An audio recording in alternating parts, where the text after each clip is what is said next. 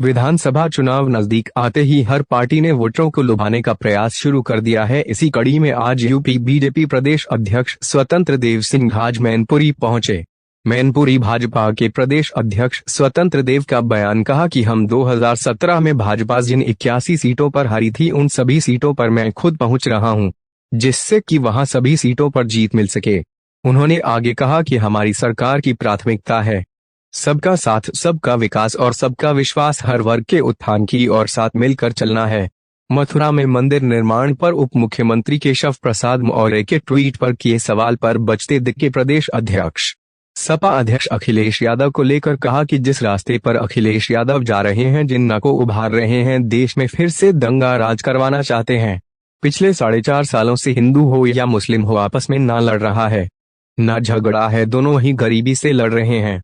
उन्होंने कहा कि सभी को न मुसलमान बनकर रहना चाहिए और न हिंदू, सबको राष्ट्रवादी बनकर रहना चाहिए। उन्होंने कहा अखिलेश सरकार में कुछ ही वर्गों का विकास होता था, हमारी सरकार में सभी वर्गों का विकास होता है। बिजली भी चुनिंदा जिलों में मिलती थी, हमारी सरकार में पूरे प्रदेश को मिलती है।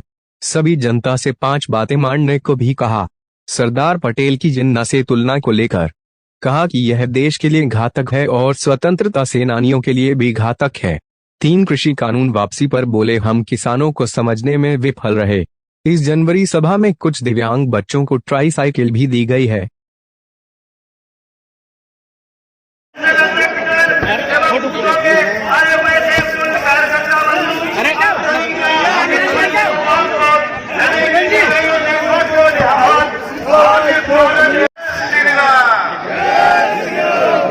आपकी आवाज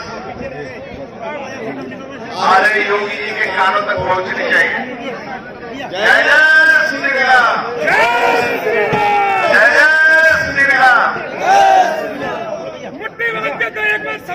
मंच पर विराजमान हमारे क्षेत्रीय अध्यक्ष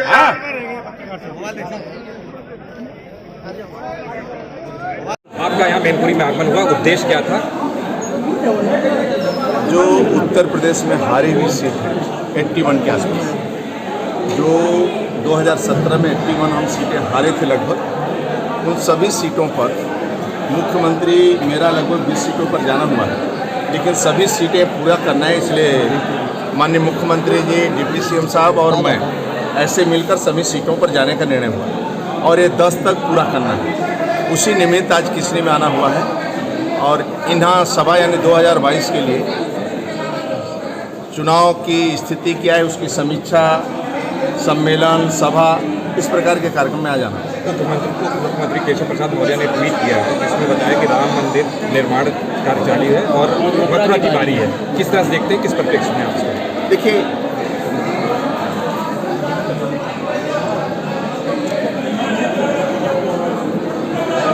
अभी विकास के मुद्दे पर हम चुनाव लड़ेंगे, विकास के आधार पर चुनाव लड़ेंगे, राष्ट्रवाद पर चुनाव लड़ेंगे, ईमानदारी के नाम पर चुनाव लड़ेंगे।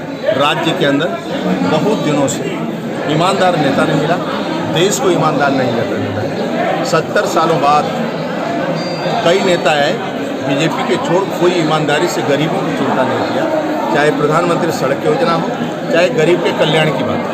पहली बार इस राज्य के अंदर योगी जी और देश में मोदी जी जैसा ईमानदार नेतृत्व मिला है, जो परिवार से का एक सदन में सरकारी गाड़ी में नहीं बैठता है, केवल गरीब के कल्याण के लिए काम करेंगे। इसलिए जितने भी क्षेत्रीय दल हैं अधिकांशतः लोग परिवारवाद, वंशवाद की राजनीति करते हैं, जिसके कारण लोकतंत्र को भी खतरा है और भ्रष्टाचार का जन्म भी होता है। अध्यक्ष जी, अखिलेश जी ने इसलिए जिस रास्ते पर अखिलेश यादव जा रहे हैं, जिन्ना को उभार रहे हैं और फिर से दंगा राज में करवाना चाहते हैं, पिछले 4.5 सालों से हिंदू हो चाहे मुसलमान हो आपस में न लड़ रहा है न झगड़ रहा है, दोनों मिलकर गरीबी से लड़ रहे हैं। और गरीब कैसे खुशहाल हो, चाहे हिंदू हो चाहे मुसलमान है, इस रास्ते पर हम लोग लेकर चल रहे हैं। दूसरा, राष्ट्रवाद। सरदार पटेल जिस प्रकार राष्ट्र की एकता की बात किए हैं और जिन्ना की उनकी तुलना कर रहे हैं, ये देश के लिए घातक है और स्वतंत्रता सेनानियों के लिए घातक है। अखिलेश यादव ने एक हाल ही में ये कहा था कि जिसका परिवार नहीं वो जनता का दर्द क्या समझेगा। परिवार होना